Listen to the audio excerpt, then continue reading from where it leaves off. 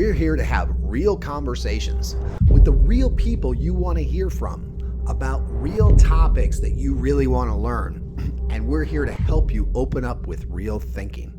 We're here to open up your awareness and help you become the real you. Welcome to the Wake the Bleep Up Show.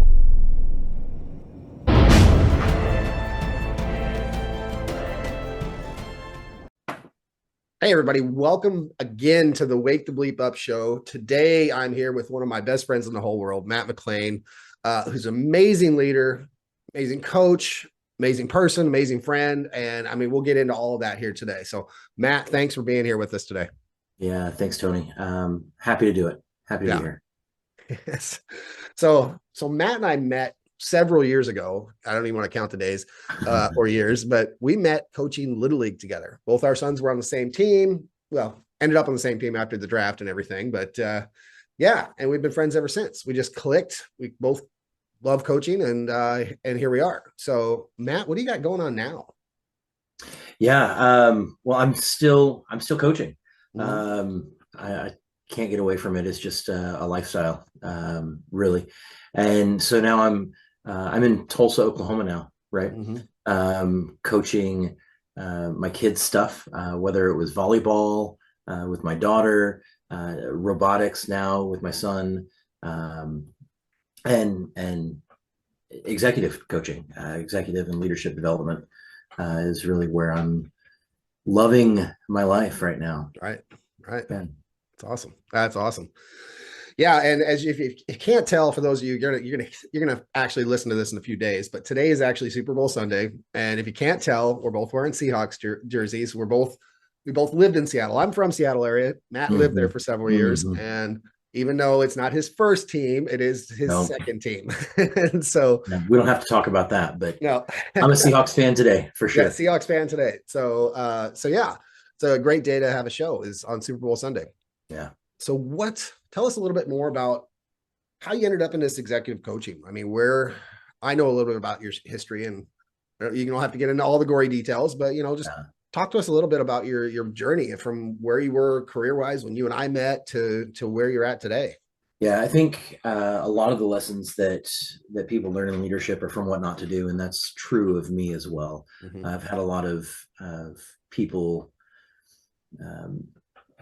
in leadership roles who got there because they were really good at their job, and they got promoted into a management role and then didn't know how to manage, didn't know how to lead a team, and it turned into me kind of helping them figuring out on my own a lot of what working with others really looks like. Mm-hmm.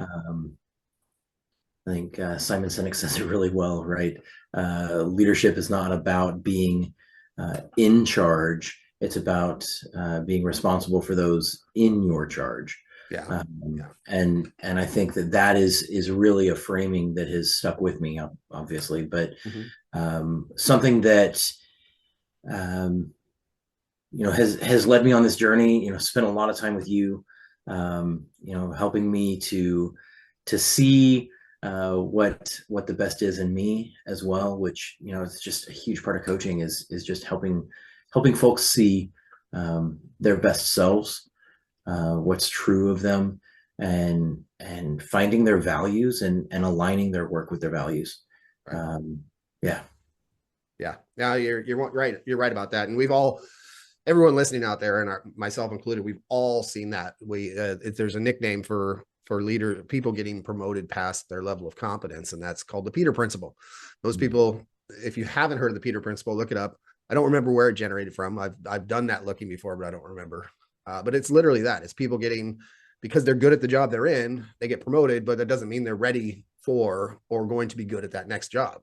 Yeah. And we've all seen that in the case that your example. It's somebody gets promoted to a leadership or a manager role and have no idea. They may have been good as a worker, but no idea how to lead people, manage people, run a department, or anything similar. I mean, I've seen it myself many, many times, and I've worked for people like that many, many times. And it can be really frustrating if you let it be.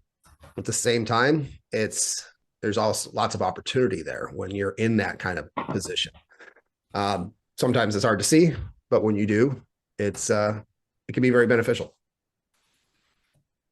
So now correct me if I'm wrong, but didn't you when you and I first met, you were an analyst, weren't you? Before you got promoted into supervision or management? Yeah. So I was a an operations analyst at Mhm. Alaska Airlines. Yeah. Yeah, And then how did, I I was mean, a numbers guy, right? I was right. a self-proclaimed nerd. Always have been, always will be. Um, Kind of really early on in the whole business intelligence Mhm. movement, I was in the middle of it, trying to figure out how to use data. Um, to me, it was use data to make people's lives easier, Right. or make their work more efficient, so they could do more of what they wanted to do.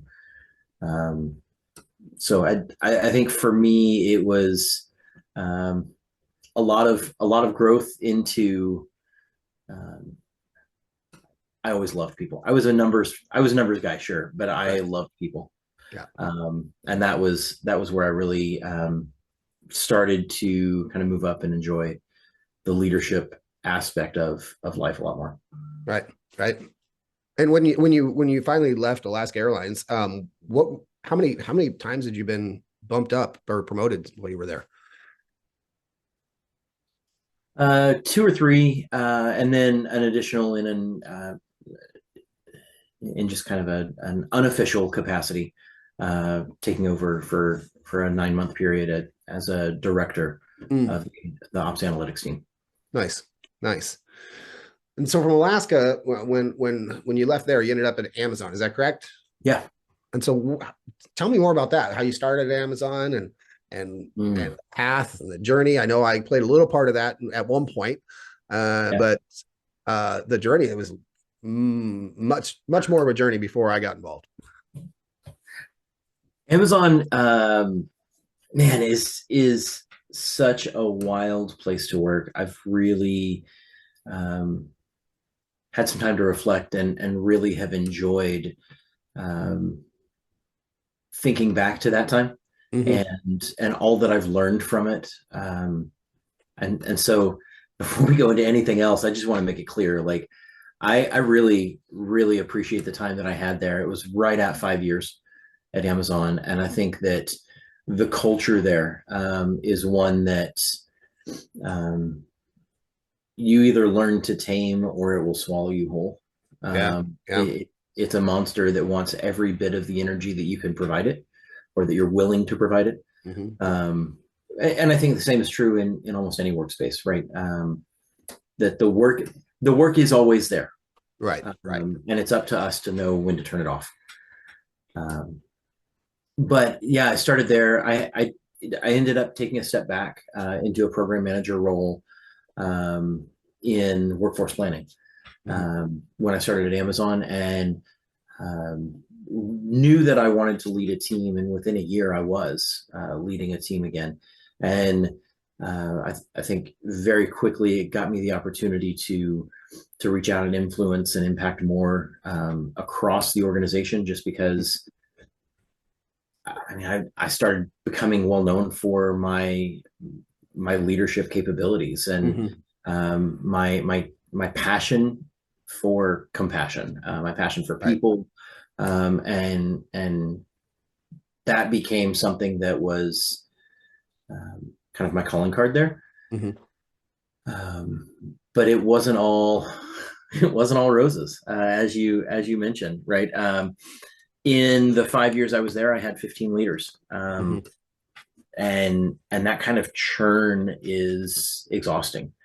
Yeah. Um, and I I took on more. I continued to expand my role over time, filling in for senior management as they were leaving, and it became this ongoing joke in my world of you like your manager, just wait another 3 months, Yeah. because it was going to change. Yeah.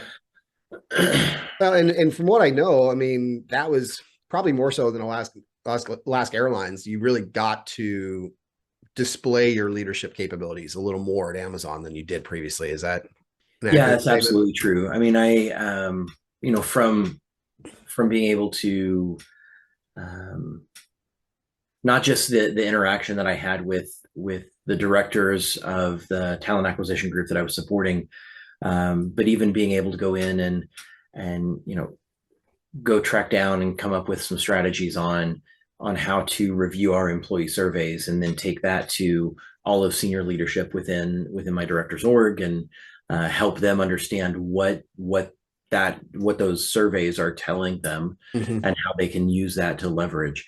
Right, it really changed a lot of how I see leaders, as as real people too.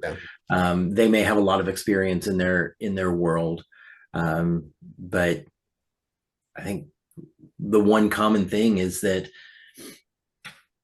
all of these leaders that we were working with didn't have a solid basis of leadership and Mhm. understanding why to lead people in certain ways, and what the benefit was of psychological safety. Right. Right.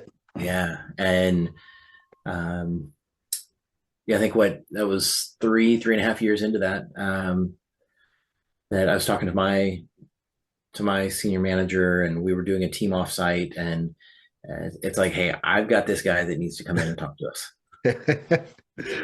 Yeah. And that's when we pulled you in. Had a really great conversation there in Seattle, Yeah. right? Yeah. No, that was Got to fun. go and meet So back there. what he's talking about, folks, is they brought me in to do like a 3.5 hour leadership training for a bunch of their team on in the talent acquisition team. Is that what it was? Yeah, Talent acquisition team, basically recruiters or team of people yeah. that are responsible for recruiters. And it was fun. So some of you out there have heard a little bit about my expectations versus agreements conversation, and from what I hear from from Matt and the rest of the team, was that was probably the most impactful piece of the training that I gave, and it's huge. And so I originally got that talk or that conversation from Steve Chandler. Steve Chandler talks about it in several of his books, his talks. If you haven't read Steve Chandler's Crazy Good, highly recommend it. It's got I think 6 sections all about expectations versus agreements. But essentially, for those out there, just the short version. I'll do a full video here in the near future with the full version. Short version is that expectations create nothing but distress or frustration or nothing. If somebody meets your expectation, you feel nothing. If they don't meet your expectation, you feel disappointed. And Yeah. oftentimes your expectation may be here, but what you've talked to the person about is here. That's why we use agreements. So I'm going to have make an agreement with you. So that way it's no longer an expectation. That way you and I are on the same page. I'm agreeing to do whatever the task is by X time. Now we've got an agreement in place. So now it's not a matter of me not meeting your expectation because I wouldn't know what that is. Now we've got an agreement where I know exactly what you're looking for. We've come to terms on what we're going to get done. And this goes for not just work tasks, it goes for how it's boundaries you set with people, how you talk to people, how you talk to yourself, your spouse. I mean, there's so many ways to use the expectations versus agreements. So I'm going to that's interrupt you there for a second. that's a talk for longer talk for another day. As you were talking about that, it just reminded me, and I couldn't help but smile. I had a leader during a performance management. Right, we go through the annual performance management process. I had a leader at Alaska who told me, "Hey, after walking me through and showing me how I exceeded expectations for the year based on the tasks that were assigned and the tasks that were or the job requirements of my role." And he said, but here's the deal. My expectation is that you exceed expectations. So by exceeding expectations, you met my expectations. Oh my goodness. It's like, wait, what? How do you even, I mean, It's like, how do you, yeah, wow. All it's right. fantastic. So I think you're spot on, right? Expectations are only going to set you up for disappointment. They're They really not, are. They really right. are. You're not going to be able to, um, you're never going to be happy if you just Right. have expectations, right? Because the best case scenario, according to Steve Chandler, right? Thanks for that book, by the way. Uh-huh. But the the best case scenario is that somebody meets your expectations, And then you feel and then nothing. you're just like, man, great, you did Yeah. what I asked you to do. Right. So I think that's a mind blowing shift of no, here's our agreement, Mhm. and then it allows people to meet the agreements that they have with you, and instead of trying to set different expectations. Correct. Yeah, yeah, yeah. I mean, because when you have an agreement, then everyone's on the same page. If you have an expectation, it means you probably haven't communicated it to somebody, the person you expect it from, Yep. and so you're setting yourself up for disappointment. And it also plays into the other one I like to talk about that you've heard, but they kind of go hand in hand, and that's it's the famous phrase by Yoda: "Do or do not. There is no try." Um, and that even is more reinforced for those out there. If you haven't listened to or watched Werner Erhard, he used to run the forum, which is Landmark Forum now. He does this whole piece on the word try.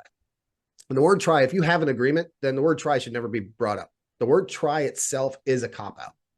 It's a serious cop out because, oh, I'm going to try to make it when somebody invites you somewhere, which basically saying they can't expect that there's no agreement. You're not going to make it, or you might make it, but they're not planning on you making it because you just said try. So the word try is literally cop out. There is do or do not. There is no try, just like Yoda said. And a lot of people are like, well, I mean, I tried to lift 400 pounds at the gym and couldn't. No, no, no, no. That's not true. You didn't even, you pushed on a bar for a while. I mean, you did something. You did not lift 400 pounds. You did push on a bar with all your strength and didn't move it. So there's still something happening.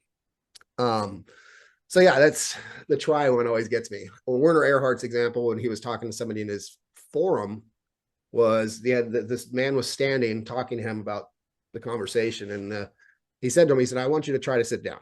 And the guy sat down. He's like, "No, you didn't try to sit down. You did sit down."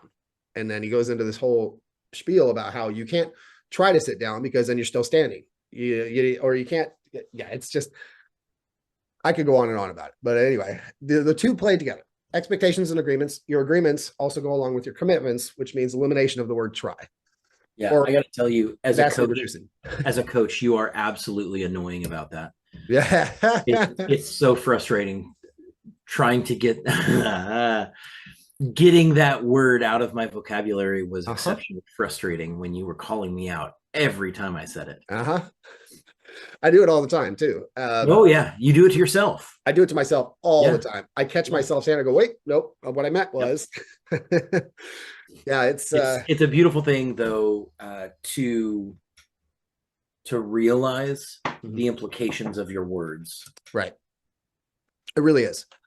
It really is. And you want to be, and back to the agreements, it doesn't mean being a yes person. Or when you're saying do or do not, there is no try. It doesn't mean being a yes person. It also means using the word no more often. Mhm. Maybe not that bluntly, but I mean, for those out there listening, the word no is a complete sentence Yes. and completely acceptable answer. Do not feel obligated to say yes to somebody that you really don't want to. That's setting yourself up for disappointment. I really didn't want to go, but I feel no, just tell them no. I mean, you don't have to be that blunt about it. Hey, I'm not going to make it this time, or whatever it is, or I'm not going to be able to get that task done. You Mhm. know, like again, we'll use the workplace example again. When boss comes to you and says, "Hey, I need this project done by Friday," you know realistically you can't get it done by Friday, but more often than not, people go, "Yeah, yeah, okay, I'll try to get it done by Friday," or blah blah blah, or I'll work on it. And yeah, Friday sounds good. And then you're disappointing the heck out of him and yourself when you don't get it done. Mhm. Now, instead, you could say, "You know what? Realistically, I'm not going to be able to get that done until the following Friday, unless you can give me like another full time person to work on it with me, or whatever it is." And now a good leader will say, okay, what do you need? What tools, Yeah. or what tools do you need, or what help do you need, or what support do you need to get it done by Friday? Then that's a whole different conversation. But when you just say yes, become that yes person, or feel obligated to say yes, you're setting yourself up for failure, setting everyone else, including yourself, up for disappointment. Don't be afraid to say no. It's a completely acceptable answer. Mhm. Yeah, I think that's and you caught it before I could say it, but um, saying no allows for those conversations Mm-hmm. of what would it take? I mean, a great salesman will ask that too. What Yeah. would it take for this to be a yes? Yeah. Yeah. Yeah. No, you're right. You're right. And there's nothing wrong with having that conversation. Yeah. Um, However, again, most people, again, speaking generally for those of you out there still working a regular job, most of the time you're so worried about disappointing your boss or not looking good to your boss. We're pretending we know what they're thinking and make decisions out of what perceived obligation, when in reality, you just need to have a conversation. Yeah. And it's depending on your leader, that could be more or less challenging. Oh, isn't that the truth? So tell us more about this executive coaching you're doing now. How do you help people? What do you do to help people? What do you Oh really, man. who are you helping? Yeah. So what I found is an ability to kind of go in and really help anyone who is just trying to be a better version of themselves. Mm-hmm. Um, but I really enjoy doing it in the workplace setting. Mm, And so a lot of the folks that I've been helping are those that are newly appointed leaders, right? Those that have been individual contributors for a while and now have a team. Um, those that are just expanding their scope, or those that are still there, kind of questioning, okay, what kind of leader do I want to be, mm-hmm. right? Or heck, maybe you just got back your employee survey, right? And you're Right. like, oh, that's not the kind of leader I want to be. That's not what I Mm-hmm. want to hear from my team, right? I enjoy helping with all of those types of things, and a lot of how I do it is around a framework that I call the integrated leadership framework, Mm-hmm. which really brings together identity, purpose, emotional intelligence, really focuses on relationship and sustainable strategy, kind of all in one, um, and uses a research driven system there for high performance leadership. Mm-hmm. um, like I said, a lot of my experience comes from, or a lot of my stories come from poor leaders, right? That Right. I've in the Right. past, or people, not poor leaders, people who don't know better, people Mm, who don't know the impact of the decisions that they're making in real time. Um, I actually think that there are no poor leaders. I think they're just people who are lost, people mm-hmm. who are um, fractured, right? Right. Who are trying to show up at work as someone different than they are at home, Mm-hmm. right? Because that's the way I've been told I have to be at work. Right. Well, no, you can actually be your true self at work, and actually that vulnerability is a powerful tool when it comes to building trust, Yep. which if you haven't read anything on from Patrick Leoncini Mm-hmm. on trust, man, it's absolutely killer. Wow. But what it comes down to, all of that work got me interested in a new field that I didn't even know existed a couple of Right. years ago. And so I've got actually I'm a couple of weeks away from finishing. I'm super excited about this, but finishing my master's in industrial organizational psychology. Wow. So Nice. think of it as, psychology is the way people think, but organizational psychology is the way organizations think. Right. Right. And there's a lot of lessons to learn about leadership within that. And so that has provided kind of this structured background behind all of these thoughts that I've had about leadership for a long time. Mm-hmm. And so it's actually been really nice to go through this coursework um, with this mindset, with this framework and mindset in place of this is how I think. Right. Um, and of course, we're going to look for, we're always going to look for affirmation. That's the way our brains work. But truly going through the courses, it's like, okay, well, this is what's about trust. This is how performance management works. Right. This Right. is right. And it really beautifully blends all of that together in a way that allows me to take that structure and formality and turn it into how we apply it to individuals um, within the scope of work that you're doing. Right. That's Yeah. awesome. That's great. And I know you've been working hard on that. So I'm really, really proud of you for that and really glad to see that you're almost done with that. Yeah, yeah. That, and I'll tell you, going through this, well, and I don't think I've said it out loud here today, but I was involved in the layoffs in October with Amazon, and so what I love about that is that it's really given me the opportunity to just dive in. Hmm. Um, and so in this time, um, taking this framework and now writing a book, Right. which has been a lot of fun, right? Diving into kind of the different pillars of what integrated leadership is and means, and trying to turn that into something that is more accessible. And so, really excited. Almost done with that. I've reached out, working with a couple of publishers, which is a really interesting, Uh-huh. interesting process, right? Um, but trying to figure out, I don't even know. Trying to figure out, trying. Hmm. Uh-huh. I'm working towards differentiating between using using a publisher versus publishing myself, right? Mm. And it opens the door to so much learning and so much opportunity and so many great conversations with other people who have published before. Yeah. Uh, right. So we've had a conversation about it. I've got a couple of other friends who've published. Um, but I'll tell you, I never expected to be someone to write a book. Yeah. Right. Right. I, not that I'm not a writer. That's just not how I spend my time. Right, right, right. Yeah, I thought the same thing until I wrote my first one, and I'm also writing a second one right now. Yeah. Coincidentally, we're both writing about leadership, which is Yeah. also very similar. Virtually all the categories or chapters or topics that I'm talking about in this new book all spawn from examples of what not to do. I've learned from Love people it. over the years or made Love it. mistakes myself. Yeah. The good news Love is it. I started with principles I know that are good leadership principles, and then I'm able to entwine those examples of what not to do. And here's how you counter it. Here's what you could do. Yep. It's really a guidebook for those that want to be a great leader and learn how to lead not only at work but outside of work. Yeah. And that's the biggest thing. I'll tell you, Tony, there's no better place to learn how to lead people than on a sports field. Uh-huh. Yeah. Yeah. So our Especially with time, little yeah, kids. right, right. So harken back to when we were herding cats. Yeah, yeah. Right? Coach pitch, man. That is something else. Yeah, yeah, it is.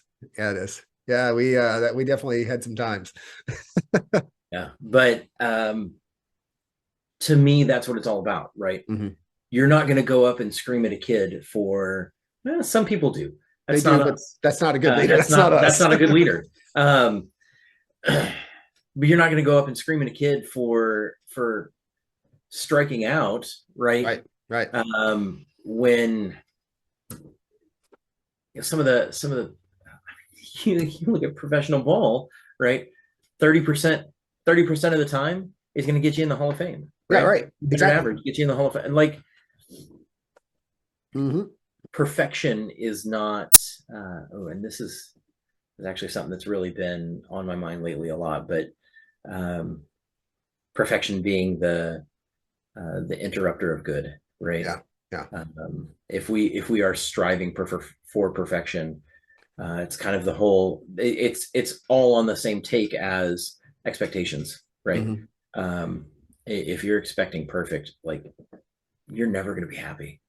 Correct. And here's what I want. Here's what I want everyone to hear is you deserve to be happy.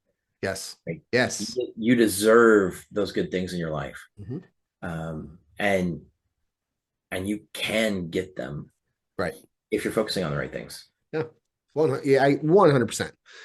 100%. And everybody deserves to be happy. And the funny part about it is most people are too caught up in what they want, desire outside of what they have than being happy with what they have.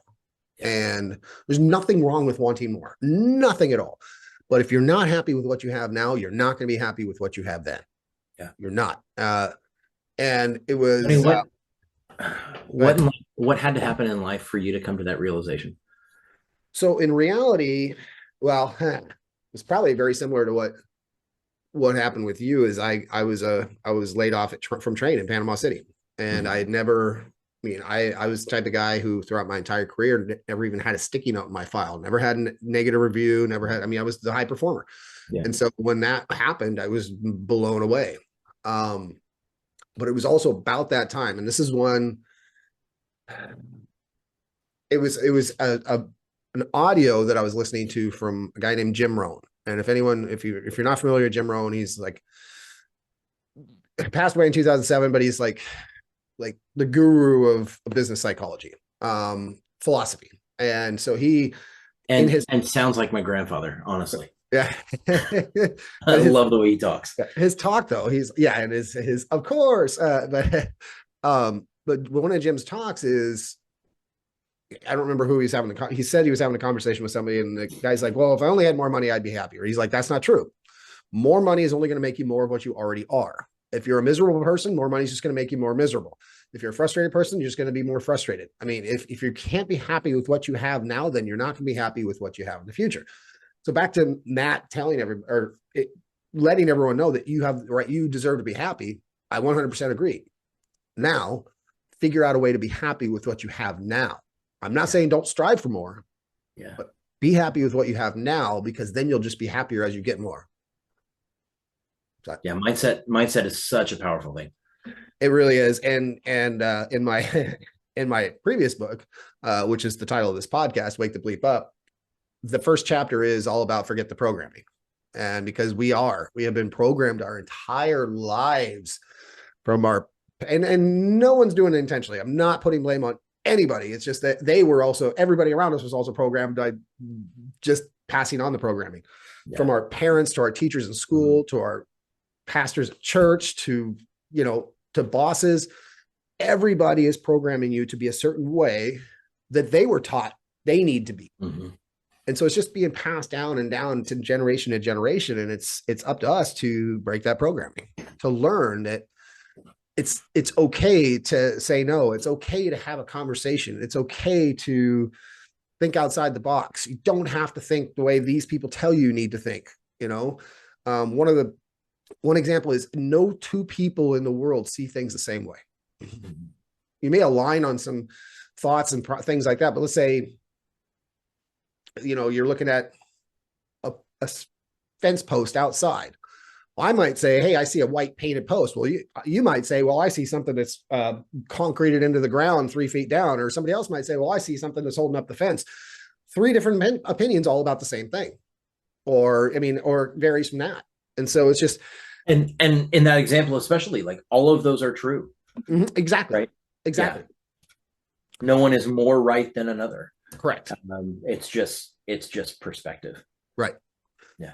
And another big one to help you be happy: stop trying to pretend. Stop trying to think you know what other people are thinking. Stop that. Stop. Oh, well, they're probably thinking this. You don't know. You have no idea what other people are thinking. Zero. Even if they have given you a look where you think you know what they're thinking, they're probably not. It could be off in La La Land doing whatever. Just stop trying. Stop. There it is. Stop. Not trying. Stop thinking you know what other people are thinking. That'll help you be happier. When you're so concerned with making somebody else happy because you think they're thinking a certain way, you're just making yourself miserable.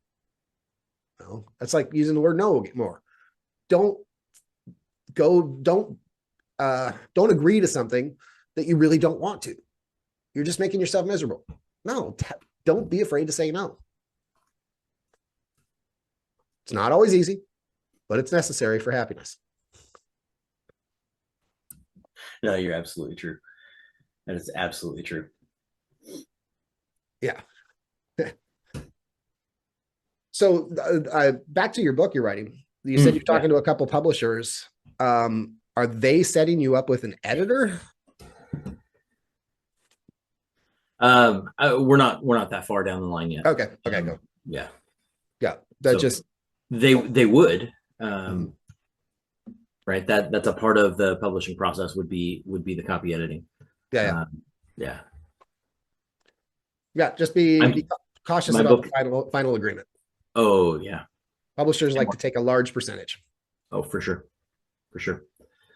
Yeah. And that's where, that's where in my mind, it comes down to is a smaller percentage of a bigger pie Hmm. more valuable to me than because honestly, Tony, it's not about the money. It's about getting the word, getting that into more hands. And I believe that a publisher can do that Hmm. where for me, Yeah. Okay. where I would have a certain reach, but it would only go so far. Right. Right. Right. Right. And so the hope is that a publisher would help to broaden that Mm-hmm. more. Now I understand that it's still on me, right, to get the word out, to market, Mm-hmm. um, to the public, but also that is not my area of expertise. Right. Right. Right.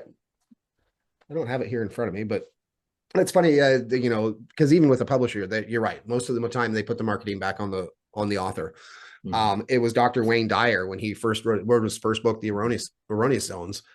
He literally took a sabbatical. He was a professor, a college professor, and he took a sabbatical and like drove around the entire country, getting on as many radio shows or TV shows or Yeah, book signings as he could to get the word out there. And it became a bestseller. But it took his legwork and spending his own money out of pocket to make that happen. yeah. Not much has changed, except now you can do most of it online. You don't have to drive everywhere. Right, right. Um, but yeah, I think I'm excited for where that's headed. I think it's a uh, it started as I've got to get these ideas out of my head. I mean, Mm-hmm. that's really what it started as. And then those became a conglomeration of stories, Mm-hmm. which turned into, hey, these are the lessons we can learn from these stories. And Right. here's the psychology that backs up what we're talking about. And that just, it started flowing together. I think I was shocked with how quickly it came together. Mm-hmm. And I know we've kind of talked about that a little bit, but it's like, now this was super, once you sit down and it just starts flowing, Yeah. um, which is exactly why I need a copy editor, right? Uh-huh. Uh-huh. Yeah. And that's the reason I even bring it up is depending on how you feel about your marketing skills and everything. A lot of folks nowadays, even best-selling authors, are just doing self-publishing, but they're paying a good editor to edit with them and then doing their own publishing. But it doesn't matter. I agree with you. If that you believe this publisher can help get more word out there, it's not about the money. Mine never was either. Yeah. Never is. Still isn't. Yeah. Um, but yeah, Which it's is great that you don't have expectations for it because then you can be pleased by it. right. Nice. Yeah, and actually, I have started mapping out another one here back here on the Nice. mind map with different topics that I would throw into another book that might be coming down the road. Love it. Yeah. Love it. I listen, that's how they work, right? That's how they work. I started on LinkedIn. Yeah. I don't know if I don't know if you've been seeing it or not, but I've started a series of posts on LinkedIn about what I learned while working at Amazon. Yeah. I've seen them. Yeah. And it's really interesting to me. Some of those posts get 1,000 impressions, and some of those posts get 50,000 impressions, Right. and and and others get 26, right? Right. I don't know what drives the difference or what helps people connect and engage with certain posts, but it's not for me to think. And like I keep telling my daughter, because she's all obsessed about the metrics online. It's like none of that matters, right? I wanted to get something out of my brain, and I'm honored that other people are connecting with it in the Mm-hmm. way that they are. It's not intentional to drive traffic. It's just, here are my thoughts and what people connect with the most. And here's, so I don't know that this is necessarily anything yet, but um, trust, Mm-hmm. psychological safety, and burnout Yeah. are the top three posts that I've put out there. and meaning people are connecting with that the most. Um, and so, yeah, I think there is something, as I'm sitting here talking through, because I process verbally, um, there may be something there. And so you may see something from me about all of that, but it's Right. like, um, the concept of psychological safety and trust in the workspace is fairly new. And there have been some, I mean, I say that there have been some studies going back 20 years. Mm-hmm. Um, and yet people are feeling so burnt out at work because they're living a life at work that is separate from their life at home. They are living and working outside of their values system. And that is absolutely exhausting. Mm-hmm. Um, so no wonder we have so many people burn out. Right. Right. No wonder. Yeah. So And, I and think you're, there's, yeah, you're absolutely right. I mean, there's, because I mean, over the years, I've spent lots of time with people both at and outside of work, people that Mhm. were colleagues in other companies or teammates, employees, whatever. And you're right. There's so many of them that are living a different life or different personalities inside and outside of work. And there's no reason. There's no reason for that, like we're talking about. And all it is making you miserable. Yeah, yeah, 100%. Yeah. So hopefully, I don't know. My goal is to just impact one person at a time. Mm-hmm. Um, change the world by impacting one person at a time. Yep. Yeah. I Yeah. don't have to change. I don't have to change the world for everybody, but oh gosh, who is it that said that quote? You may not be able to change something for the world, but you may be able to change the world for somebody. Huh. I like it. I don't know who said it either. Yeah. And it's funny. So a lot of times you don't even realize how much of an impact you've had on people. You know, for example, there's a there's a guy, and I haven't asked his permission, so I won't say his name, but he his wife wasn't his wife at the time, but his wife worked for me, and he worked. All three of us worked at the same company. Although I did, and that was in my God, back in my 20s, I was still coaching him, mentoring him, even though he wasn't Mm. didn't work directly for me. He considered me his mentor, his leader, and I coached him through a lot and how to handle situations and people, and that was right after I went to Dale Carnegie leadership training. So I was fresh in my mind on these leadership principles, which are right in line with what we're talking about. Yeah. In fact, I reference some of them in my new book. But anyway, so years later, in fact, the time I was out there to teach at Amazon, I reached out to this guy. I'm like, hey, I'm going to be in town. Love to come and see you. And his response back to me, well, after a few back and forths, but he's now the plant manager / general manager of the company we both worked for. And Mm. his response back to me is like, yeah, you can stop by anytime. I would not be in this role right now if it was not for what I learned from you. And I Yeah. was like, I almost started crying. I was like, holy shit. And that was like 15, 20 years ago, 18 years ago, something like that. Yeah. And so it's amazing. And even some of my early clients in coaching, go back to 2019, 2020, I through one of my coaches, I did this exercise where I picked just 10 clients. They didn't say go through them all, just pick 10 Mhm. and randomly pick 10 and reach out to them and find out what impact. And one of them came back with just this huge thank you. Like, you changed my life. I'm so much happier ever since I'm like, God. And so, and the reason I'm even bringing that up is because part of the happiness part of being happy is letting go of being your own worst critic. Everyone's always like, oh, we're our own worst. Well, yeah, you don't have to be. Stop it. Stop Right. kicking your own ass. You don't have to. Yeah. And it's when you hear people like that, tell them how much of an impact you've had on their life. It's like, okay, I didn't think I did that much. Well, that's because you're being your own worst critic. Stop it. Yeah. So No, I mean, impact, I sat yeah. a few years ago, I sat down with my cousin, who was struggling with a decision at work.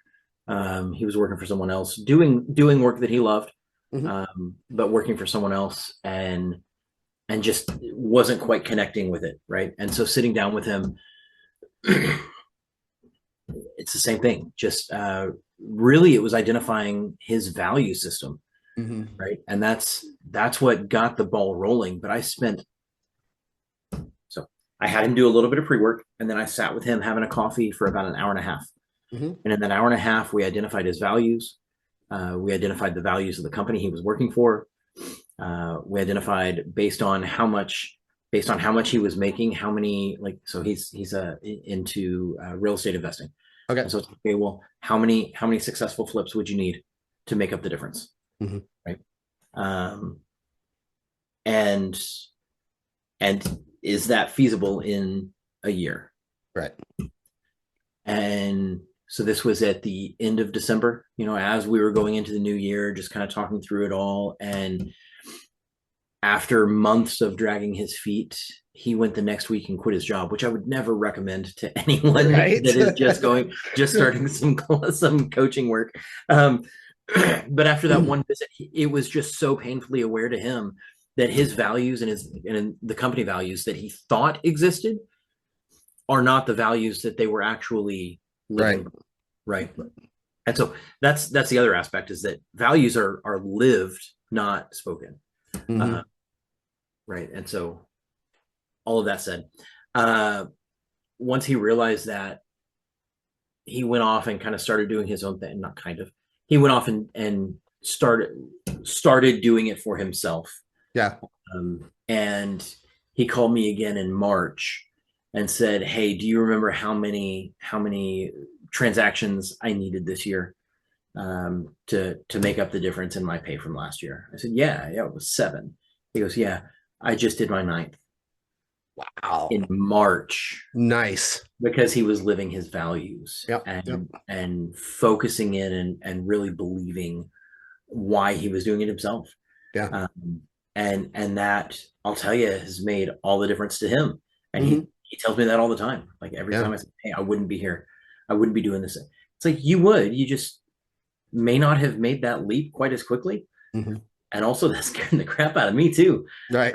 Because he's not just a client, but a friend and family. Yeah. And I would never have walked out of there saying, "You need to go quit your job tomorrow." Right. But I don't think I've ever given that advice to anybody. But he walked out and had a conversation with his leadership, and it's like, yeah, this isn't gonna work out, because we're not aligned. Mm-hmm. And it's okay to realize that you're not aligned, and to find that strategy, that backup. Right. Jumping without a safety net may be maybe a little rash. but it's a great thing, great story that I hold on to. Yeah, it's a great around one. the impact of coaching. Mm-hmm. The impact of the hour that I spent. Right. What's the impact of leadership, of real leadership? And leadership comes in all different shapes and sizes and forms, and one of those is coaching. And it's, again, you don't, a lot of times you don't realize the impact until later when we have a conversation with somebody. And like in my example, it may be years down the road, you don't know, where you're thinking, hey, maybe I didn't do such a great job, and then you find out that you changed their lives forever in a positive way. So, but we're kind of winding up here. So is there anything else you want to say to our audience before we wrap this thing up? And I'm just going to go back to what we said earlier, and that is that you deserve to be happy. Mm-hmm. You deserve the good things in your life. And to your point, Tony, mindset is how you realize what you actually have. Right. I hope that you don't have to lose everything to find out what you have. Because that's just so often the story that we hear. Mm-hmm. I've talked about that a lot. I hope that it doesn't take losing everything to realize that you have everything you need. Yeah, that's a very good point. And you're right. So many people, unfortunately, it does take them losing everything, or losing not everything, but a lot of things before they come to that realization. Been there myself. You lose the things that aren't important, right? Right. You either lose one thing that's super important, or you lose all the things that you realize later aren't important at all. That's exactly right. Exactly right. Well, Matt, appreciate you being here today, brother. Always a good conversation. And for everybody out there listening, go Seahawks. And thanks for listening to the Wake the Bleep Up show.